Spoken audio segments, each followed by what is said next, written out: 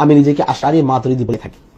মাযহাবে হানাফি, আকীদায়ে মাতুরিদি, আকীদায় তারা হানাফি নন। যদি আপনারা হানাফি হন তাহলে মাযহাবে আপনাদের সিলেবাসগুলোতে ইমাম আবু হানিফার আকীদা কেন পড়ানো হয় না তার জবাব দেন। ইমাম আবুল হাসান আশআরী রাহমাতুল্লাহি আলাইহি, ইমাম আবু মনসুর মাতুরিদি রাহমাতুল্লাহি আলাইহি, এই দুইজন সারা দুনিয়ার সমস্ত মুসলমানদের আকীদার ইমাম। सिर्फ मसाइल अबू हनीफा रहमहुल्लाह से लेते हैं, अकीदा अबू हनीफा से नहीं लेते, अबू मंसूर मातुरीदी से लेते हैं। अबू हनीफा रहमहुल्लाह के अकीदे में क्या खराबी थी जो आपने उनको छोड़ दी? সত্যি সত্যি যদি আবু হানিফা রাহিমাহুল্লাহর অনুসারী হয়ে থাকি আমরা, তাহলে তো আকীদাতেও তার অনুসারী হই। আকীদাতে হঠাৎ করে মাতুরিদি হয়ে গেলাম। প্রচলিত যারা নিজেদেরকে হানাফি দাবি করে তারা কিন্তু ইমাম আবু হানিফার আকীদার সঙ্গে 1% মিল নেই। ফিকহ में हनफी हैं, अकीदे में नहीं, अकीदे में मातुरीदी हैं। তো আকীদার ক্ষেত্রে কিন্তু ইমাম আবু হানিফাকে তারা ইমাম মানে না, তাদের ইমাম হচ্ছে আবু মনসুর মাতুরিদি। कोई हनफी ये नहीं बोलता कि इमाम अबू हनीफा के अकीदे पर मैं हूं, वो बोलता कि अकीदे को हम इमाम के नहीं मानते। फिqhi विषये हनफी किंतु अकीदा विषये अशारी व मातुरिदी क्यों? अकीदे के बाब में ये हनफी नहीं है, फिqhi मसाइल में, अकीदे के बाब में नहीं है। কেন আপনি আবু মনসুর মাতুরিদির অনুসারী হবেন? আপনি ইমাম আবু হানিফা রাহমাতুল্লাহ আলাইহি কেন অনুসারী হবেন না? ইমাম আবুল হাসান আশআরী রাহমাতুল্লাহি আলাইহি, ইমাম আবু মনসুর মাতুরিদি রাহমাতুল্লাহি আলাইহি, এই দুইজন সারা দুনিয়ার সমস্ত মুসলমানদের আকীদার ইমাম। সারা দুনিয়ার সমস্ত মুসলমানদের আকীদার ইমাম ইমাম আবুল হাসান আশআরী রাহমাতুল্লাহি আলাইহি, ইমাম আবু মনসুর মাতুরিদি রাহমাতুল্লাহি আলাইহি। আমাদের ইমামের চারজন, আবু হানিফা রাহমাতুল্লাহি আলাইহি হানাফি মাযহাবের মুসলমানদের আমলের ইমাম, ইমাম শাফিঈ রাহমাতুল্লাহি আলাইহি শাফিঈ মাযহাবের মুসলমানদের আমলের ইমাম, ইমাম মালিক রাহমাতুল্লাহি আলাইহি মালিকি মাযহাবের মুসলমানদের আমলের ইমাম, ইমাম আহমদ বিন হাম্বল রাহমাতুল্লাহি আলাইহি হাম্বলী মাযহাবের মুসলমানদের কিসের ইমাম? আমলের ইমাম। সত্যি সত্যি যদি আবু হানিফা রাহিমাহুল্লাহর অনুসারী হয়ে থাকি আমরা, তাহলে তো আকীদাতেও তার অনুসারী হই। আকীদাতে হঠাৎ করে মাতুরিদি হয়ে গেলাম, আর ফিকহাতে যাইয়া ওনার কথাটা শুনলাম। আর এই ফিকহার চেয়ে গুরুত্বপূর্ণ জিনিস তো আকীদা, ঠিক কিনা বলেন? আকীদা যদি শুদ্ধ না হয়, আপনি যদি সারা দিন আমল করেন, সারা রাত আমল করেন, কোনো লাভ হবে না আপনার। अबू हनीफा रहमहुल्लाह जब उनके अकीदे की बात आती है, उनका चोला पहनने वाले फिर उस चोले से भागने की कोशिश करते हैं। अगर नहीं यकीन तो ये हमारे हाथ में है, उलमाए अहले सुन्नत देवबंद के अकीदे की किताब अल मुहन्नद अल मुफन्नद, इसको छापा है इदारा इस्लामियात अनारकली लाहौर में, और ये तालीफ है खलील अहमद सहारनपुरी की। इसके अंदर वो सवालों का जवाब देते हुए पहले सवाल का जवाब देते हैं। आइए सुनिए, हम अपने पास से नहीं कहते, आपकी किताब से आपके हजरत की लिखी हुई इबारत सुनाते हैं।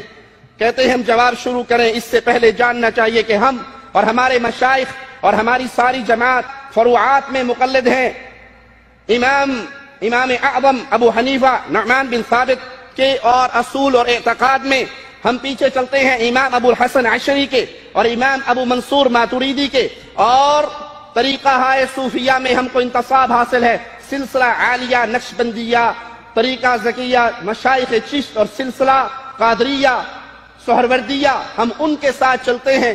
सिर्फ मसाइल अबू हनीफा रहमहुल्लाह से लेते हैं, अकीदा अबू हनीफा से नहीं लेते, अबू मंसूर मातुरीदी से लेते हैं। अबू हनीफा रहमहुल्लाह के अकीदे में क्या खराबी थी जो आपने उनको छोड़ दी? एक तरफ तो दावा है कि इमाम अबू हनीफा रहमहुल्लाह इमाम आज़म है। भाई इमाम आज़म के अकीदों से इख्तलाफ किया है, उनको छोड़ के किसी और के दर पे अकीदा सीखने के लिए आप क्यों गए?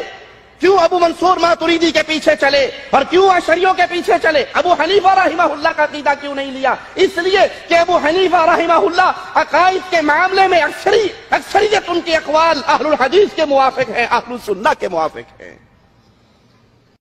হানাফি ভাইয়েরা দাবি করেন যে তারা হানাফি, কিন্তু মূলত তারা মাযহাবে হানাফি, আকীদায়ে মাতুরিদি, আকীদায় তারা হানাফি নন। এটা আব্দুল্লাহ জাহাঙ্গীর রাহিমাহুল্লাহ তার বইয়ে প্রমাণ দিয়ে গেছেন। আল ফিকহুল আকবার, ইমাম আবু হানিফা রাহিমাহুল্লাহর লিখিত বই। फिक्ह में हनफी हैं, अकीदे में नहीं, अकीदे में मातुरीदी हैं। ये बहुत सारे लोगों को अचानक अजीब लगता, क्या बोल रहे? हम हमारे उलमा से पूछ के आते, ज़रा ठहरो। बहुत सारे लोग जो अपने आप को फ़िक़ही एतबार से हनफी कहते हैं वो फ़िक़ह में हनफी, मसले मसाइल में हनफी हैं, अक़ीदे में हनफी नहीं हैं, अक़ीदे में मातुरीदी हैं, अबू मंसूर मातुरीदी। বর্তমান হানাফিরা সে দেওবন্দি হোক, বেরেলভি হোক, আর জামাত ইসলামী হোক, অথবা তাবলীগ হোক, অথবা কাদিয়ানি হোক, এই পাঁচটা ফিরকা সবগুলি এরা হচ্ছে মাতুরিদি আকীদার ক্ষেত্রে। এরা ফিকহে আকবরে যে আকীদা আছে সে আকীদা মানে না, মাতুরিদি আকীদায় বিশ্বাসী। এখন এগুলোর ব্যাখ্যা করার সময় নেই। তো আকীদার ক্ষেত্রে কিন্তু ইমাম আবু হানিফাকে তারা ইমাম মানে না, তাদের ইমাম হচ্ছে আবু মানসুর মাতুরিদি। জি, कोई हनफी ये नहीं बोलता कि इमाम अबू हनीफा के अकीदे पर मैं हूं। वो बोलता कि अकीदे को हम इमाम के नहीं मानते, इमाम का अकीदा खराब, फिक्र इनकी मिठी मिठी है ना, हाँ वो फकत ले लेंगे हमें। इमाम के फिक्र को हम मानेंगे, इमाम के अकीदे को नहीं मानेंगे। साफ बोलते हैं बैठ के। क्यों? इमाम के अकीदे में वसीला लेना हराम है, इमाम के अकीदे में या मोहम्मद पुकारना हराम है, इमाम के अकीदे में क्या है, खबर ऊंची रखना हराम है। साफ लिखा उन्होंने। जिसका अकीदा सही नहीं है उसकी तकलीद करते हैं। लेकिन क्या तभी बात समझ में आती?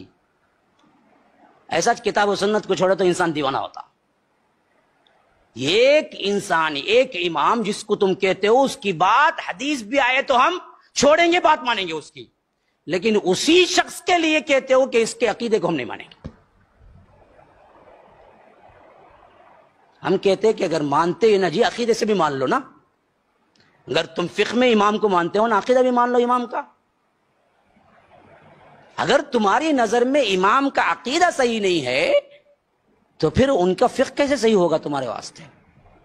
हाँ नहीं, उनका अकीदा नहीं मानेंगे, इमाम का अकीदा हमारे वास्ते नहीं, हमारा सूफियों का अकीदा है एक, सब जगह अल्लाह है बोल के वही हम मानेंगे।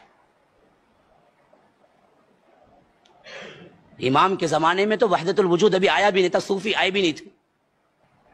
तो जब आए नहीं थे तो कहां से लाते? आप किसी एक हनफी को बुला लो, ज्यादा बातें नहीं।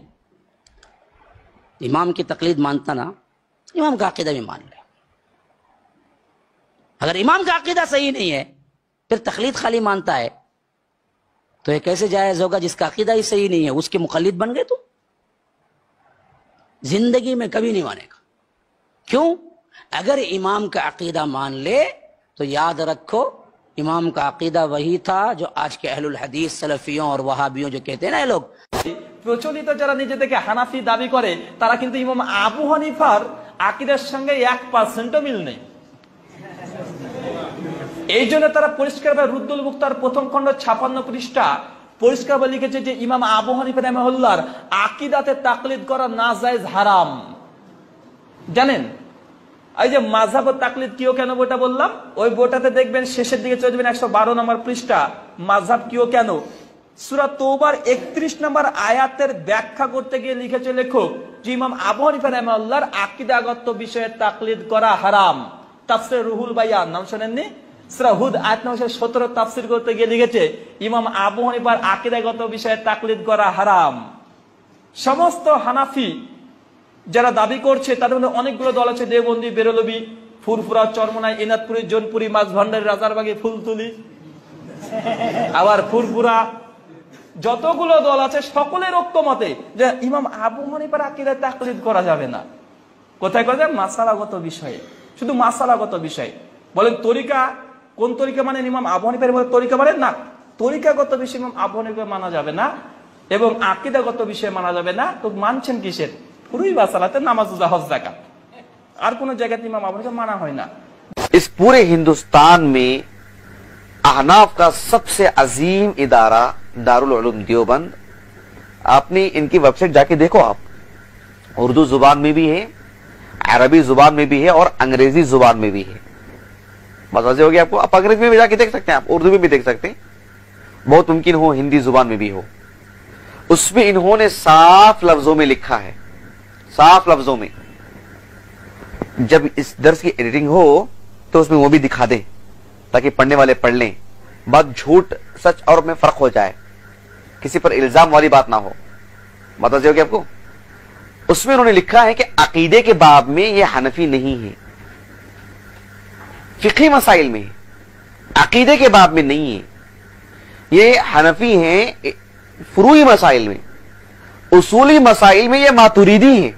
इन्होंने लिखा है साफ लफ्जों में, और यही मुआवजना करके बतलाना चाहते हैं हम उम्मत को, लोगों को, ताकि लोगों की आंखें खुली और सही मानों में पहले अकीदे के बाब में हनफी हो, फिर दीगर मसाइल में। अकीदे के बाब में पहले हनफी हो जाए, दीगर मसाइल में दलाइल की रोशनी में और किस पे जाते हैं जाए, लेकिन पहले तो यह मसला अकीदे का मामला है। আকবার এবং আল ফিকহুল আফসাদ, ওইখানে আকীদায় বলা হয়েছে একটা লোক ইমাম আবু হানিফাকে জিজ্ঞাসা করলো যে আল্লাহ কি সর্বত্র বিরাজমান, আসমানে না জমিনে? এই কথা যদি বলে সে কে? অথবা সে বলল আল্লাহ আরশের উপরে রয়েছে, কিন্তু আরশটা কোথায় জানি না। ইমাম আবু হানিফা বলছেন ফাহুয়া কাফিরুন, ও কাফের, ও কাফের। যে বলবে আল্লাহ নিরাকার ও কাফের, যে বলবে আল্লাহ আসমানে, আসমান করে জানি না ও কাফের। যে বলবে আল্লাহ আরশের উপরে আছে, আরশ কোথায় আমি জানি না ও কাফের। কেন? ও সূরা তাহা 5 নম্বর আয়াতকে অস্বীকার করেছে। আল্লাহ বলেছেন আর রহমানু আলাল আরশ ইস্তাওয়া, রহমান আরশে সমাসীন। এটা ইমাম আবু হানিফার আকীদা, এটা ইমাম আবু হানিফার আকীদা। যদি আপনারা হানাফি হন তাহলে মাযহাবে আপনাদের সিলেবাসগুলোতে ইমাম আবু হানিফার আকীদা কেন পড়ানো হয় না তার জবাব দেন। আপনারা যদি হানাফি হন তাহলে সেইখানে আকীদা দুইটা কেন? আকীদায়ে আশআরী, আকীদায়ে মাতুরিদি, এই দুইটা আকীদা কেন আসলো? আপনারা যদি হানাফি হন তাহলে ইমাম আবু হানিফার আকীদা থাকা উচিত ছিল, কিন্তু ইমাম আবু হানিফার আকীদা নাই। শুনুন আপনাদের আল্লাহর কথা। আপনাদের আল্লাহ বলেন ওমা কুন্না গায়বিন, আমি কোথাও অনুপস্থিত নই। বুঝে থাকতে বলুন, যিনি কোথাও অনুপস্থিত নন তিনি উপস্থিত কোথায়?